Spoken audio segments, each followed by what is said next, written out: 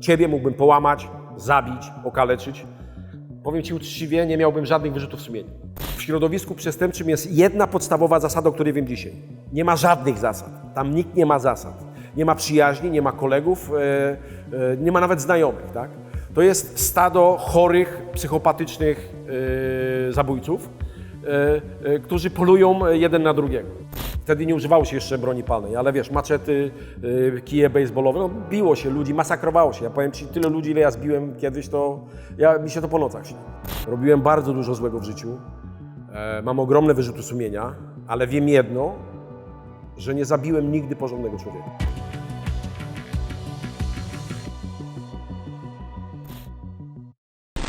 Jeden z najgroźniejszych gangsterów został zatrzymany. Był ścigany listem gończym. Jak ustaliła Polska Agencja Prasowa, zatrzymany to, tu pada imię i pierwsza litera nazwiska, mężczyzna został zatrzymany w Opolu na moście. To o tobie. Pamiętasz to zatrzymanie? No, pamiętam bardzo dobrze. To było lato, to był maj 2003 roku. Szedłem ze swojego mieszkania, które tam wynajmowałem, szedłem do rynku w Opolu na obiad. Chodziłem tam codziennie tą samą trasą. I pamiętam jak dziś, wtedy policja jeździła po cywilnemu takimi Volkswagenami Vento. Jak już szedłem na piechotę, ja nawet pamiętam jak byłem ubrany, miałem białe spodnie, brązowe adidasy i białą koszulkę. Pamiętam, że mijały mnie radiowozy po cywilnemu i mi się policjanci przyglądali. Już czułem, że jest coś nie tak. Czemu wybrali most? Bo jak już byłem gdzieś na wysokości połowy tego mostu, naprzód tego mostu zajechały chyba 3 czy 4 busy antyterrorystów. Za mną wjechały 3 czy 4 busy antyterrorystów. Zaczęli strzelać, tam 2-3-krotnie strzelono w powietrze i policja biegli do mnie i kładź się z wymierzoną bronią w moją stronę. Pamiętam jak dziś pierwsze, co przyszło mi do głowy, to żeby z tego mostu skoczyć do wody. No ale od razu szybko sobie uzmysłowiłem, że to są młode, sprawne chłopaki, że daleko bym nie odpłynął. Położyłem się, rzucili się na mnie tam w 5, w 6. Paru sobie gdzieś tam kopnęło lekko mnie w twarz. Pamiętam tylko tyle, że złapali mnie jak ścierkę i wrzucili mnie do busa. Co wtedy myślałeś? No, że koniec. Nikt, kto się nie ukrywał kilka lat, nie zrozumie,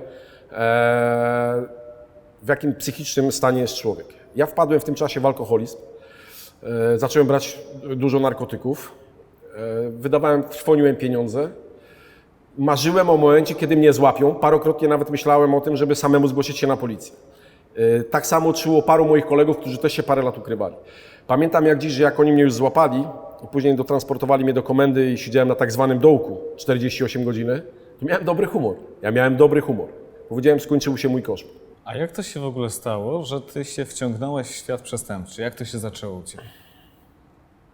Zaczynałem chyba tak jak wszyscy gangsterzy z tamtego okresu.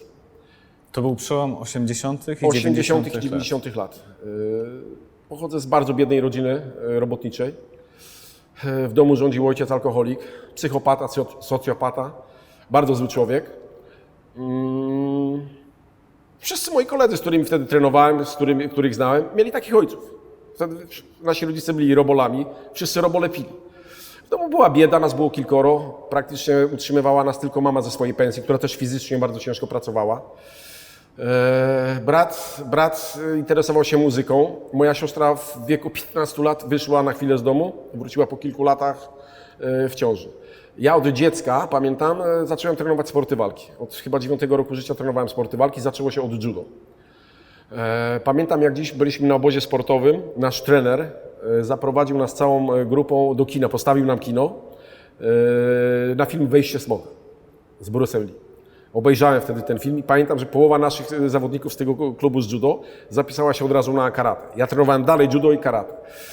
Później trenowałem w różnych klubach sportowych sporty walki i do tych klubów przychodzili nasi starsi koledzy, którzy wtedy pracowali na dyskotekach jako wikidaju, jako ochroniarze. My chodziliśmy w jednych portkach, w jednych butach, głodni, a oni, ci bramkarze, przyjeżdżali zachodnimi luksusowymi samochodami w drogich firmowych ciuchach i nam opowiadali, co się dzieje. Czyli ile zarabiają na tych dyskotekach, jakie panny przychodzą. I my wszyscy wpatrzeni byliśmy w nich jak bąk. Imponowali wam. Tak, imponowali nam potwornie. Każdy chciał jeździć dobrym samochodem. Na przykład ja pierwszy raz usłyszałem od mojego trenera karate o wideo. Ja nie wiedziałem, co to jest wideo. On mi opowiadał, że ma wideo, oczywiście miał w domu telewizor kolorowy, bo ja pamiętam jak dziś, dopóki ja nie kupiłem, będąc już gangsterem, kolorowy telewizor, to pamiętam jak dziś w domu mieliśmy biało-czarny telewizor, który nazywał się Libra. Pamiętam to jak dziś. No i my młodzi chłopcy, pamiętam jak przychodziliśmy, to tak jak dzisiaj, znaczy dzisiaj może nie, ale jak ludzie chodzili do kościoła, to wielu młodych chłopaków chodziło na treningi, żeby słuchać tych naszych kolegów starszych, którzy są bramkarzami. W każdym klubie sportowym było wielu chłopaków, którzy stoją na tych bramkach na dyskotekach. No Też chciałeś stać?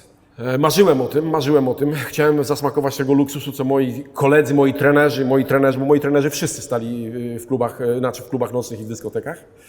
No i nadarzyła się taka okazja. Pamiętam, zaproponował mi to mój kolega, który pracował w jednym z klubów, żebym tam przychodził pomóc im. Pracowałem na czarno oczywiście, tak? Oni zarabiali takie pieniądze, że ich stać było wynająć sobie jeszcze kilku bramkarzy, w tym mnie, tak? No i to była pierwsza moja praca jako wikidajło. Średnia pensja była między 10 a 15 tysięcy złotych. Ja to pamiętam jak dziś. Oni mi płacili noc w noc po 30-40 tysięcy złotych. Jak to możliwe, że to były tak duże pieniądze? Wszyscy kradli.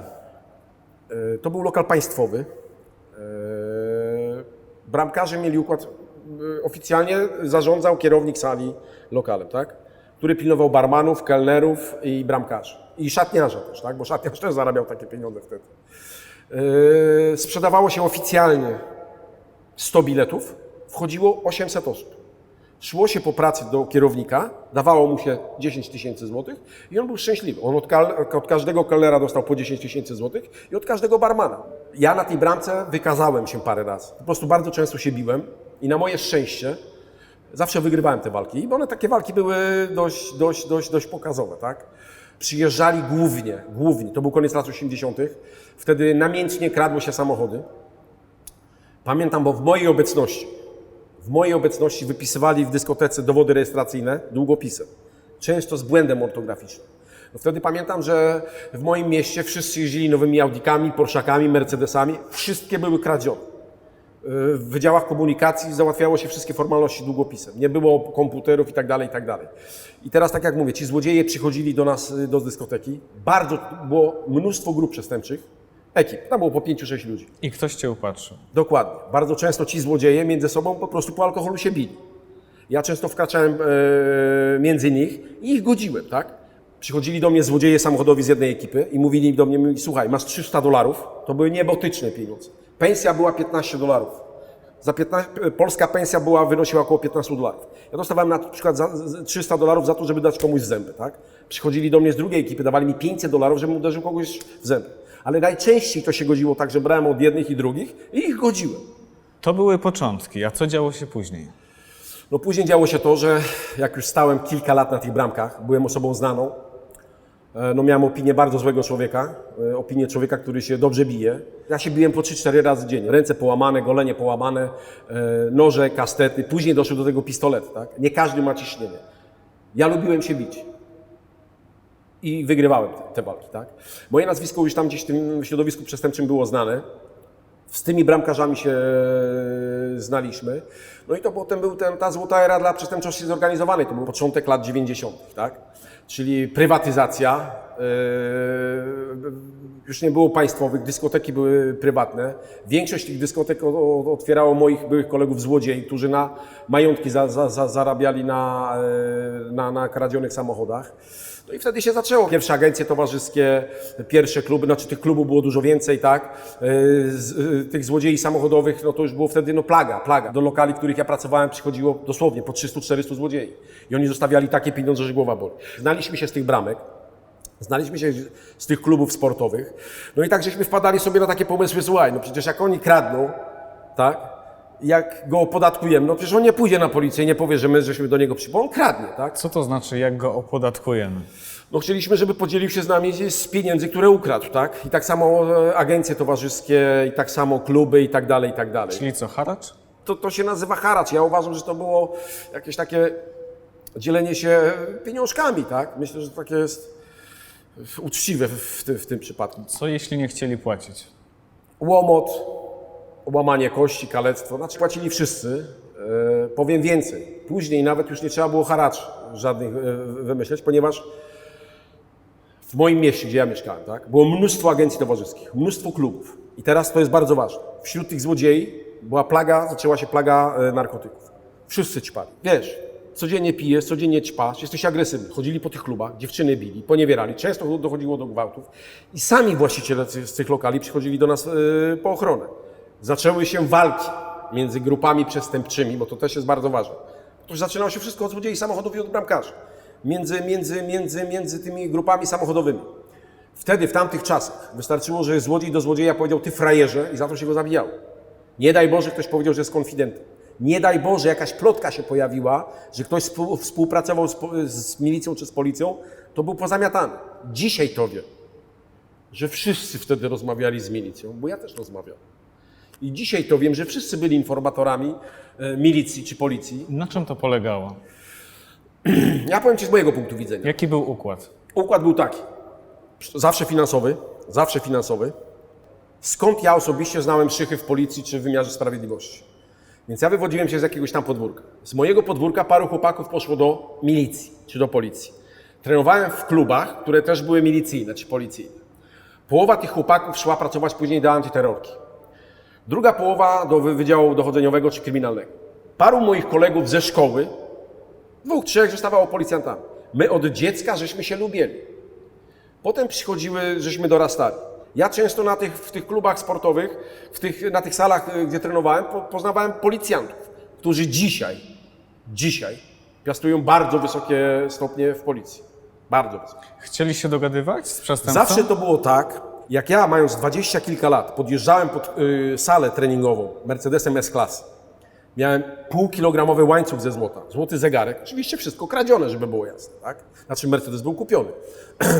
Cło było załatwione na lewo, bo wtedy były ogromne koszty się płaciło. To ci nawet milicjanci, którzy tam przychodzili, to im szczęki opadały. Bardzo często zdarzało się tak, że tym policjantom postawiłem obiad, niektórym pożyczałem pieniążki i na przykład byłem też zainteresowany tym, gdzie oni pracują. Jeden mówi, wiesz, ja pracuję na tym komisariacie, jestem tu dzielnicowy. Drugi mi mówił, wiesz, ja pracuję tam, pracuję w kryminalnej. I takie kontakty gdzieś tam zostawały. I jakie ty miałeś korzyści z tych kontaktów? Co No oni takie ci miałem dawali? korzyści, że jak miałem klopsy, biliśmy, katowaliśmy, okaleczaliśmy ludzi bez żadnych wyrzutów sumienia. Wtedy nie używało się jeszcze broni palnej, ale wiesz, maczety, kije baseballowe, no biło się ludzi, masakrowało się. Ja powiem Ci, tyle ludzi, ile ja zbiłem kiedyś, to mi się to po nocach śni. Zdarzało się czasami, że któryś z tych poszedł na policję, tak? I wtedy co? Dzwoniło się, dostawaliśmy cynk, albo wzywał nas jakiś policjant, mówi, słuchaj, pobiłeś gościa, facet ma nos połamany, rękę połamaną i co? Sprawa. No i wtedy co się robiło? Słuchaj, weź to zrób, żebyśmy się dogadali jakoś. No i z reguły dawało się pieniążki, rozumiesz, jakiś telefon komórkowy, o czym oni nawet nie wiedzieli, jakieś kasety wideo, to tak wyglądało. Czasami się sprawy załatwiało za skrzynkę wódki. I tak żeśmy się poznawali. Znałem kilku policjantów, którzy nigdy nie odmawiali mi pomocy, jeżeli miałem jakiekolwiek problemy z prawem. Oni też, nawet operacyjnie, dla nich pozyskać taką osobę jak ja, bo ja się na przykład później przywódcę dowiadywałem, ja nie wiedziałem, że jest coś takiego, że policjanci teczki zakładają, tak? To nawet mi parę razy policjant jeden powiedział, że mi teczkę założył, ten mój akurat kolega i ma jeszcze 30 innych gangsterów, tak? Mówi mi nawet pseudonimy tych gangsterów, tak? Ja po prostu wtedy pierwszy raz usłyszałem i to było tak, że on miał też wytłumaczenie. Tak, w razie czego jakby ktoś gdzieś nas zobaczył, a jeździliśmy po agencjach towarzyskich, chlaliśmy, imprezowaliśmy bardzo często i on miał zawsze wytłumaczenie, on mi to też tłumaczył. Ja mówię, ty się nie boisz? Ja mówię, ty się nie boisz ze mną pokazywać? Ja mówię, wiesz, jakby coś, to ty jesteś mój informator, ja jestem operacyjny. Każdy mój kolega gangster, każdy jeden, każdy miał swojego psa czy kilku psów i każdego jakiegoś tam prokuratora. Generalnie, tak jak mówię, no, my im pomagaliśmy informacjami, oni nas traktowali jako informatorów, my również traktowaliśmy ich za informatorów. Mi osobiście wielu policjantów, znaczy kilku policjantów uratowało skórę, tak? Mogłem dużo wcześniej siedzieć i mogłem za dużo więcej spraw siedzieć. No. Tak jak mówię, obopólna współpraca.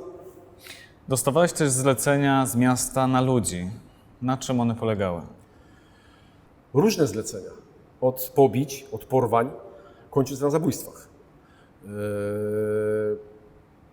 W każdej dziedzinie tej pracowałem przez wiele lat. Tak jak już mówiłem, zaczynałem jako zwykły chuligan, później była bramka, później byłem członkiem zorganizowanej grupy przestępczej, no a później już byłem w tej hierarchii bardzo, bardzo wysoko. Tak? Byłem też tym takim decyzyjnym, który decydował czasami o życiu lub śmierci.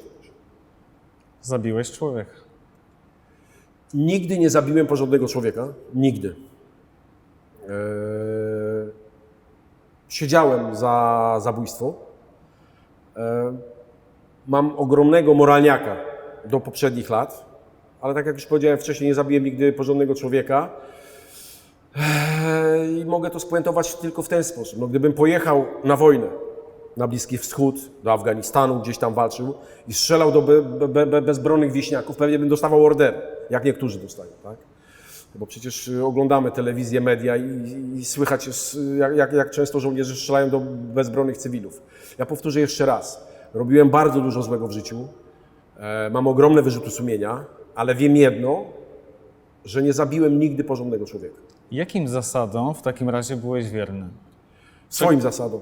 Uczono mnie, wpajano mi każdemu gangsterowi, tak jak na filmach często jest, tak? Że jest jakiś kodeks honorowy, że trzeba przyswoić sobie jakieś zasady, których nas uczono. To tak samo jak w więzieniu, tak? Uczą nas zasad, żeby grypsować. W środowisku przestępczym nie ma żadnych zasad, nie ma żadnych bohaterów. Idole okazują się najgorszymi łotrami i szelmami. I wiem jedno, przeżyłem w tym środowisku wiele, wiele lat. Nie spotkałem nigdy charakternego, uczciwego, porządnego gangstera. Ja też powtórzę jeszcze raz. Ja miałem swoje zasady, wiem czego nie robiłem. I te zasady? Jakie to były zasady? Nigdy w życiu nie porwałbym, nie skrzywdziłbym dziecka, nie zgwałciłbym kobiety, nie porwałbym kobiety. Miałem mnóstwo zleceń, żeby zrobić jednej czy drugiej kobiecie krzywdę. Nigdy w życiu bym tego nie zrobił. Napatrzyłem się w moim życiu, jak mój ojciec, psychopata, zboczeniec i socjopata, gwałcił moją mamę na moich oczach. To mam do dzisiaj. Mój ojciec zmarł 21 lat temu. Nienawidzę go do dzisiaj. Nigdy nie byłem na jego pogrzebie. Nie byłem na jego pogrzebie, nigdy nie byłem na cmentarzu, gdzie on leży. I pamiętam wtedy, jako dziecko, co widziałem na własne oczy. Nie wyobrażam sobie, żeby można to zrobić innej kobiecie. Poza tym moją podstawową zasadą jest taka. Ty masz obowiązek jako mężczyzna umieć walczyć. Masz prawo się bronić, tak? Ciebie mógłbym połamać, zabić, okaleczyć. Powiem ci uczciwie, nie miałbym żadnych wyrzutów sumienia, tak? Bo to jest twój obowiązek, każdego mężczyzny nauczyć się bronić, tak? Bo bardzo często się mówi, mi zadawano takie pytania, ja często to podkreślam, dlaczego nie kobieta, dlaczego nie dziecko? Bo dziecko ani kobieta nie ma żadnych zdolności. Facet ma obowiązek się bronić. Facet jest głową rodziny i każdy mężczyzna powinien się bronić, koniec, kropka. Takie mam zdanie na ten temat. Zawiodłeś się na kolegach? Całkowicie. W środowisku przestępczym jest jedna podstawowa zasada, o której wiem dzisiaj. Nie ma żadnych zasad. Tam nikt nie ma zasad. Nie ma przyjaźni, nie ma kolegów, nie ma nawet znajomych, tak? To jest stado chorych, psychopatycznych zabójców, którzy polują jeden na drugiego. Rozumiesz? To tak działa, tak działa. Opowieści o lojalności po grupie? Nie, to są bzdury. Nie ma lojalnych gangsterów. Mogę dodać, bo bardzo często czytam gdzieś tam, że ten czy tamten gangster nie poszedł na współpracę, dostał 25 którzy Nikt tego nie rozumie. On dlatego nie poszedł na współpracę. To jest procent. To jest procent. Powtórzę, procent tych, którzy nie poszli na współpracę. Bo on się nie może przyznać do tego jednego zabójstwa, bo jak się przyzna do tego jednego, to go dadzą do 10 innych. I on dobrze o tym wie. W jaki sposób wpadłeś? Pierwszy raz poszedłem siedzieć za zabójstwo. Zleciłem zabójstwo mojego serdecznego byłego kolegi. Dlaczego chciałeś go zabić? Wszedł w butach w moją rodzinę i nie chcę rozwijać tematu, ale w aktach sprawy to wszyscy wiedzą, o co chodzi. Powiem tylko tyle. Facet był bardzo złym człowiekiem. Okazało się, że był psychopatą, siedział za gwałty, pastwił się nad kobietami, gwałcił kobiety, mężczyzn. I mój syn przez niego płakał. I za to umarł. Nie chcę używać dosadnych słów. Za to zdechł. Koniec, kropka. I na tym wpadłeś, na tej sprawie? Pierwszy raz, ale siedziałem bardzo krótko, ponieważ prokurator, który prowadził moją sprawę, bardzo mnie polubił, po paru miesiącach mnie wypuścił. Jak to możliwe? Wziął łapówkę. Zapłaciłeś. Bo to była taka historia, że ja siedziałem z artykułem 148 z jedynką. Nie było szans na to, żebym wyszedł. Oczywiście tam już pieniądze latały między pewnymi układami z łapówkami. Prokurator parę razy te pieniążki wziął, ten czy tamten, ale potem je zwracał, mówi, bo jest sytuacja za bardzo napięta. Na mnie policjanci mieli straszne ciśnienie, bo ja byłem bardzo złym człowiekiem i dużo im krwi napsułem. No i okazało się, bo ja oczywiście w zakładzie karnym korzystałem z uciech. Alkohol, panienki i zrobiłem dziecko w zakładzie karnym. Jak to jest możliwe? Jak się ma hajs, można wszystko. W jaki sposób? Znaczy, ale co jak? Pieniądze płaciłem klawiszowi, który mówię, przynieś mi Johnny Walkera, on mi go przynosił. Potrzebował mój kolega kokainę czy heroinę, płaciło się klawiszowi, on przynosił. Albo się szło do odpowiedniego złodzieja.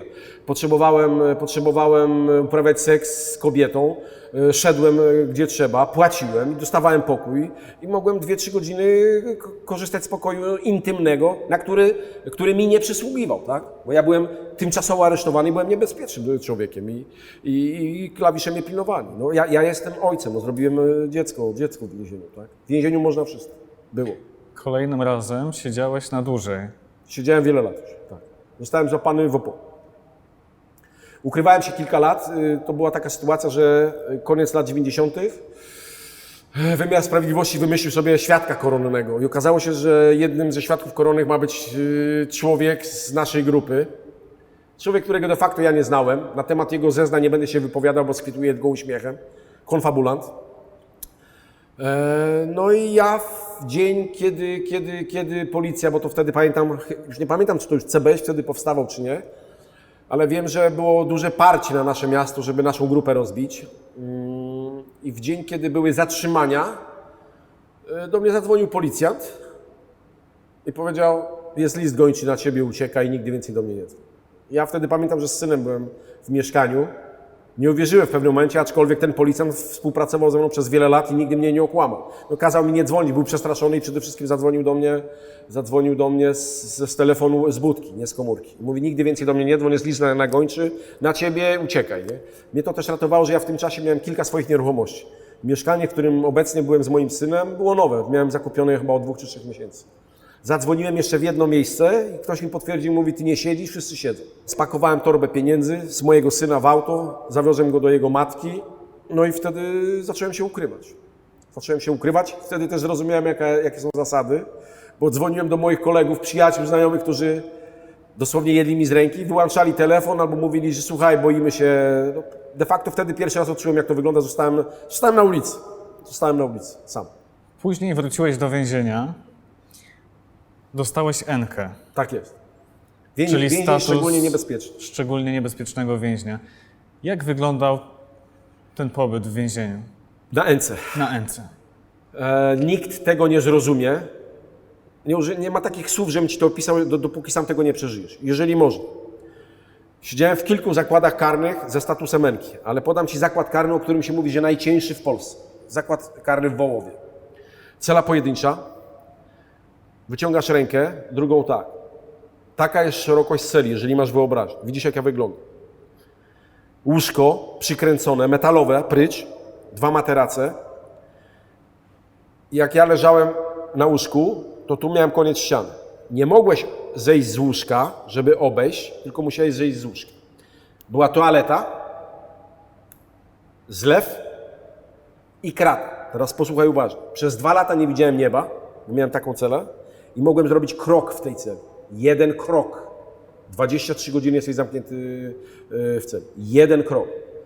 Siedziałem tak kilka lat w różnych zakładach karnych. Miałem fobię na punkcie robactwa od dziecka. Siedziałem w takim zakładzie karnym na N-kach, gdzie jak wszedłem do celi, już stan toalety nie będę ci opisywał, bo ona taka, wiesz, lata 30, przedwojenne jeszcze. Ale było tak, były pająki, mrówki, karaluchy, wszystko w tej celi. Oczywiście, wiesz, włosy mi stanęły na głowie. Dosłownie, wiesz, silny facet, ale robactwa się bałem od dziecka. Nie wiem, czy to zrozumiesz. Po kilku miesiącach schudłem 46 kilo i hodowałem, rozmawiałem z tym robactwem. Po kilku latach rozmawiasz sam ze sobą. Tak jak mówię, no, miałem swojego pająka, Chodziłem potem na dwór polować na muchy dla niego na robaki. Miałem swoje mrówki czerwone i miałem swoje karaluchy. Wiesz, dom rodzinny. Kochałem takie pustwiaki. Powiem Ci tak, nikt tego nie zrozumie. To jest zakład karny w zakładzie karnym, tak? Tam ludzie umierają, popełniają samobójstwa, okaleczają się, o tym się nie mówi. Ja wiem, że kara musi być, ale to akurat nie ma nic wspólnego z resocjalizacją. To właśnie dlatego po kilku latach zdecydowałeś się nawiązać współpracę z policją? Skąd? Posłuchaj, bardzo ważne jest. Tak, jestem kapusiem. Kapuję się na drugi, trzeci dzień, a nie po 5 czy 6 latach od siatki. Rozumiesz? Ja zacząłem zeznawać, po pierwsze, kiedy w moich sprawach obciążali mnie zeznaniami moi koledzy, gangsterzy. Mnie uratowało to, że jak już byłem prawomocnie skazany, mogłem korzystać z telefonu. I dzwoniłem do innych gangsterów, mówię, jak to jest, że ten i ten mnie daje, a wy nic nie robicie. I odpowiadali mi wszyscy, czasy się zmieniły, co nas to interesuje, ty jak wyjdziesz, to będą z postoju taksi startować promy kosmiczne. Zasady się pozmieniały, trzeba hajs zarabiać. Ja mówię, ale on mnie sprzedał i was też. Nieważne, czasy się pozmieniały. Po paru latach, pamiętam, siedziałem w Wołowie na Enkach, klawisz przyszedł i mówi, słuchaj, pakuj się, policjanci przyjechali. Zabrano mnie do innego miasta na przesłuchanie. Dowiedziałem się o kolejnych, wiesz, tysiąc zarzutów. Znałem te sprawy i wiedziałem, że w tych sprawach, większość tych spraw to nie są moje sprawy. Ale nawet świadkowie koronii na moich sprawach i tak zwani skruszeni 60 mówiły, że ja jestem debilem, psychopatą, tak zwanym charakterniakiem, że będę nawet za kolegów wyroki odsiadywał i że ja nigdy nie będę współpracował z wymiarem sprawiedliwości. I tak było, ja tak robiłem. Tak się zachowałem w sądzie. Ja plułem na policjantów, goniłem ich. I kiedy po kilku latach tych enek, kiedy już miałem telefon, kiedy mi wszyscy pokazali środkowy palec, kiedy do mojej mamy przychodzili po hajc, bo ja miałem dużo weksli, pożyczałem jakieś pieniądze na procent różnym gangsterom, rozumiesz? Na lichwę.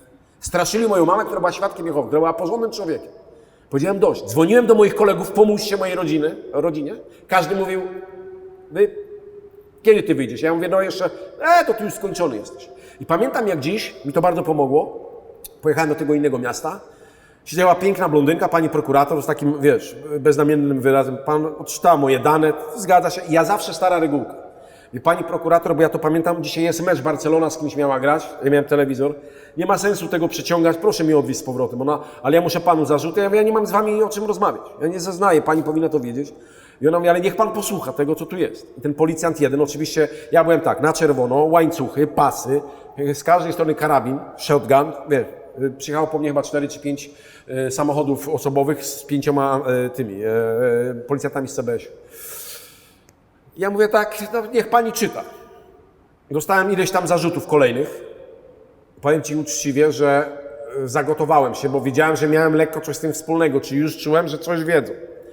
Pani prokurator zaczęła mi odczytywać fragmenty zeznań niektórych świadków albo współoskarżonych i okazywało się, że wie wszystko, czyli musiał zeznawać osoba biorąca udział ze mną w tym przestępstwie. Czyli twój kolega. Czyli mój przyjaciel, kolega, moja była żona między innymi. I okazywało się, że jak ja na przykład jadę autem, prowadzę auto, a ktoś tam kogoś zastrzelił, to ten świadek zeznał, że to on prowadził auto, a ja zastrzelił. I wiesz, i zrozumiałem, że to już jest walka o życie.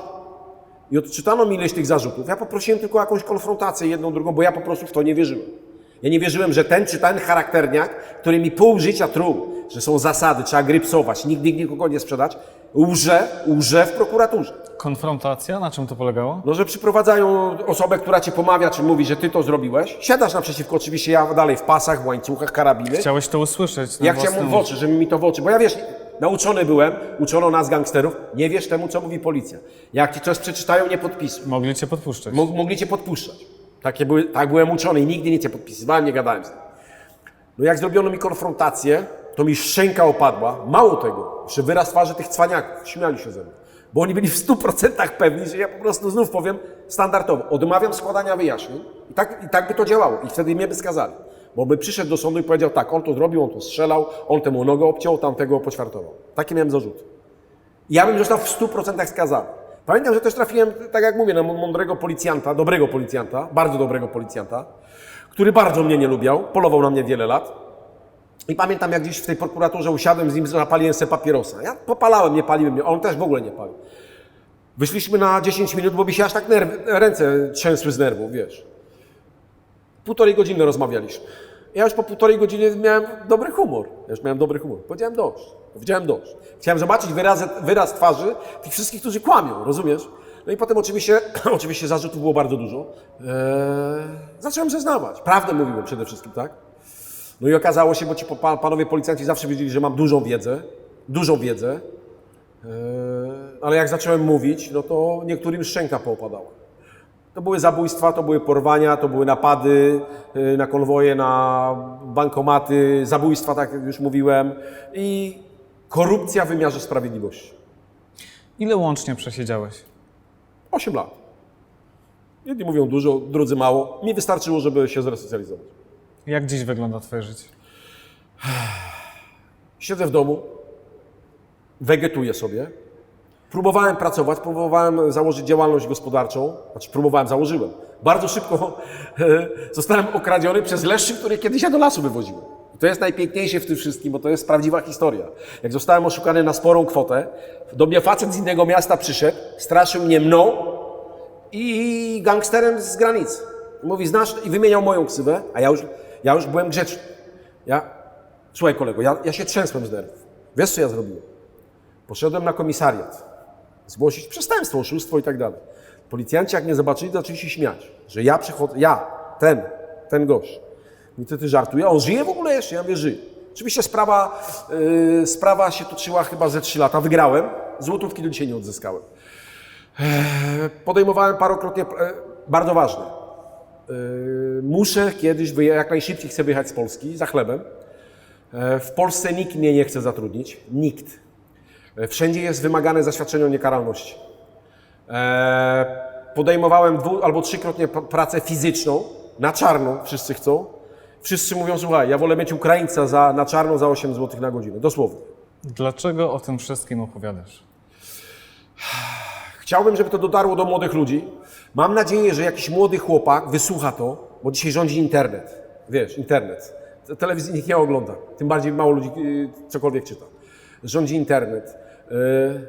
Że zrozumie, że z tego tam nie znajdzie przyjaźni, tam nie znajdzie miłości, tam nie znajdzie fortuny, tam nie zarobi nawet pieniędzy. Tam na pewno, ja to zawsze podkreślam, straci zdrowie, albo go zabiją, albo dostanie dożywocia. Nie ma innej drogi. Bo to też jest bardzo ważne. W środowiskach przestępczych, nawet w latach 90. w naszej grupie, jak było, trzeba było ze 300 osób. Ja znałem może ze 20 najbliższych. Tak? Zarabiało 5. 90% chłopaków z zorganizowanych grup przestępczych przychodziła w swoich dresach. Po kilku latach w tych samych dresach szła albo siedzieć, albo ich zakopywali. Koniec, kropka. Nie dorabiali się majątku. Nigdy nikt się nie dorobi. Siedziałem tylko albo aż 8 lat. Wiem, co w tym więzieniu przeszedłem. I wolę suchy chleb jeść w domu, suchy chleb. I czasami jem z masłem i z pomidorkiem, się tego nie wstydzę, niż dalej wrócić do środowiska przestępczego, żeby wrócić za 2-3 lata do więzienia. I niech te słowa posłużą jako puentę. Dziękuję Ci za rozmowę.